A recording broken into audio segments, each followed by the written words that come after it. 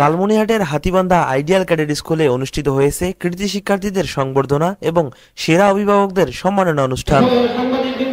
এতে শিক্ষার্থী, অভিভাবক ও স্থানীয় গণ্যমান্য ব্যক্তিদের উপস্থিতি ছিল চোখে পড়ার মতো। কৃতি শিক্ষার্থীদের হাতে সম্মাননা তুলে দেন প্রধান অতিথি উপজেলা নির্বাহী অফিসার শামীম মিয়া। এতে সভাপতিত্ব করেন প্রতিষ্ঠানের অধ্যক্ষ আলহাজ ঈশা খান।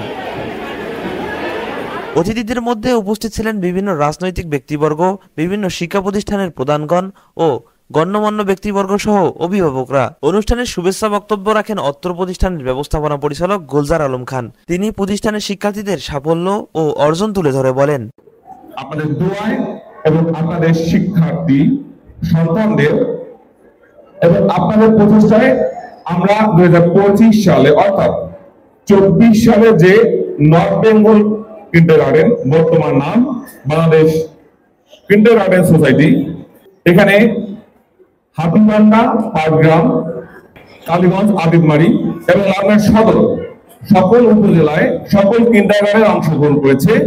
তার মধ্যে লালমনিরহাট জেলায় আমাদের এই ছোট্ট স্কুলটি হাতিবান্ধা উপজেলায় অবস্থিত। এখানে প্রায় 68 জন বৃত্তি পেয়ে গোটা জেলায় প্রথম স্থান অধিকার করেছে। অভিভাবকদের পক্ষে বক্তব্য রাখেন সিনিয়র সাংবাদিক সুমন খান। তিনি শিক্ষকদের প্রতি কৃতজ্ঞতা জানিয়ে বলেন, এই প্রতিষ্ঠানের অধ্যক্ষ পাশাপাশি শিক্ষকগণ যে শ্রম দিয়েছে স্কুলের, এই স্কুল বরাবরই দেখে আসছি যে বৃত্তি থেকে শুরু করে যাবতীয় যে পরীক্ষাগুলো তো রয়েছে, সেই অংশগ্রহণে তারা কিন্তু বরাবরই প্রথম স্থান অধিকার লাভ করে। এটি আসলে আমাদের গর্ব যে লালমনিরহাট জেলার মধ্যে এই আইডিয়াল ক্যাডেট স্কুল প্রথম স্থান অধিকার করে। এটা কিন্তু হাতিবান্ধা মানুষের জন্য গর্ব। প্রধান অতিথির বক্তব্যে শামীম মিয়া বলেন, শিক্ষার্থীদের ভবিষ্যৎ গঠনে একাগ্রতা ও অধ্যবসায় জরুরি। আইডিয়াল ক্যাডেট কলেজটাকে আমরা মডেল হিসেবে গড়ে তুলতে চাই। আবার আরো দু একটা প্রতিষ্ঠান আছে বেসরকারি পর্যায়ে। আমরা কেন জানি সরকারি প্রতিষ্ঠানকে গুণগত মান ধরে রাখতে পারছি না, এটা দোষটা কিন্তু বেসরকারির না। তারা প্রতিযোগিতা করে অন্য জায়গা থেকে বাড়ি থেকে শিক্ষার্থী নিয়ে আসছে এবং বেতনও বেশি, তারপরেও তারা গুণগত মানটা ধরে রাখার চেষ্টা করছে। আমরা কেন প্রাইমারিতে পাচ্ছি না? আমরা চাই বেসরকারি থাকবে, সরকারি থাকবে, সকল প্রতিষ্ঠানই থাকুক, পাশাপাশি সকলেরই গুণগত মানটা যেন বৃদ্ধি পায়। শিশু যে প্রতিষ্ঠানেরই হোক, তাদেরকে আমরা যেন সুকোমল কিছু সুন্দর কিছু জিনিস দিতে পারি।